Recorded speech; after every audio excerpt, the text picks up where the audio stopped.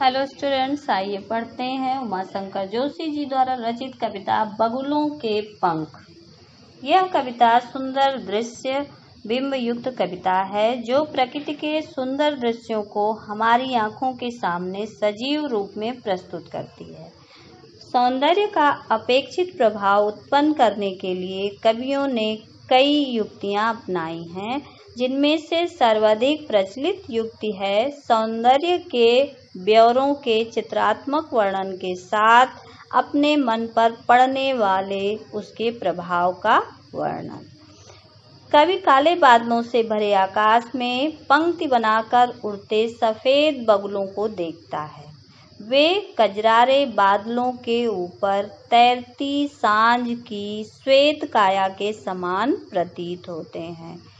इस नयनाभिराम दृश्य में कवि सब कुछ भूलकर उसमें खो जाता है। वह इस माया से अपने को बचाने की गुहार लगाता है, आवाज देता है, लेकिन वह स्वयं को इससे बचा नहीं पाता है। आइए पढ़ते हैं।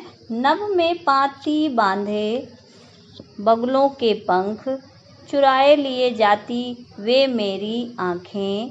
कजरारे बादलों की छाई नभ छाया, तैरती सांझ की सतेज श्वेत काया।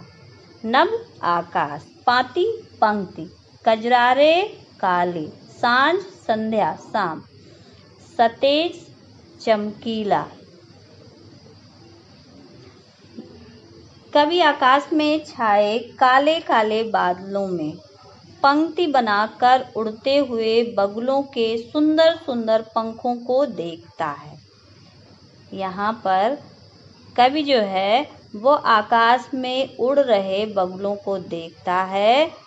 वह कहता है कि मैं आकाश में पंक्तिबद्ध बगुलों को उड़ते हुए एकटक देखता रहता हूँ। यह दृश्य मेरी आँखों को चुरा ले जाता है।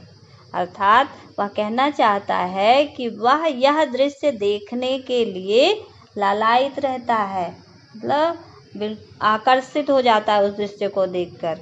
काले काले बादलों की छाया नभ पर छाई हुई है। सायकाल चमकीली सफेद काया उन पर तैरती हुई प्रतीत होती है। हौले हौले जाती मुझे बांध निज माया से, उसे कोई तनिक रोक रखो, वह तो चुराए लिए जाती मेरी आँखें। नभ में पाती पाती बगुलों की पाँखें।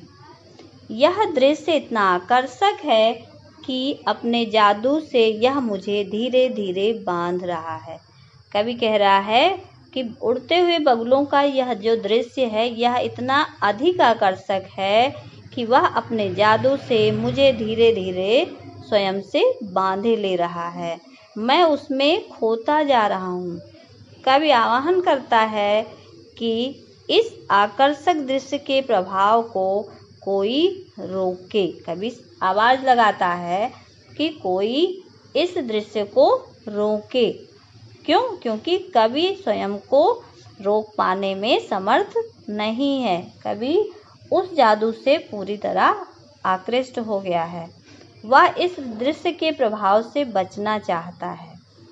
कवि इस दृश्य के प्रभाव से बचना चाहता है, परंतु यह दृश्य तो कवि की आँखों को चुरा कर ले जा रहा है। वह तो चुराए लिए जाती मेरी आँखें। कवि कहता है कि कोई इसे रोको, क्योंकि यह मेरी आँखों को चुराए लिए जा रहा है।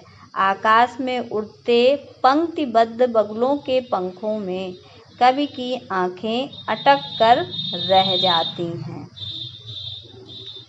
कवि ने सौंदर्य के प्रभाव का वर्णन यहाँ पर भलीभांति किया है। खड़ी बोली में यह सहज अभिव्यक्ति हुई है।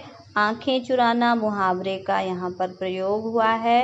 हौले हौले में पुनरुक्ति प्रकाश अलंकार है तथा यहाँ पर बिंब योजना हुई है।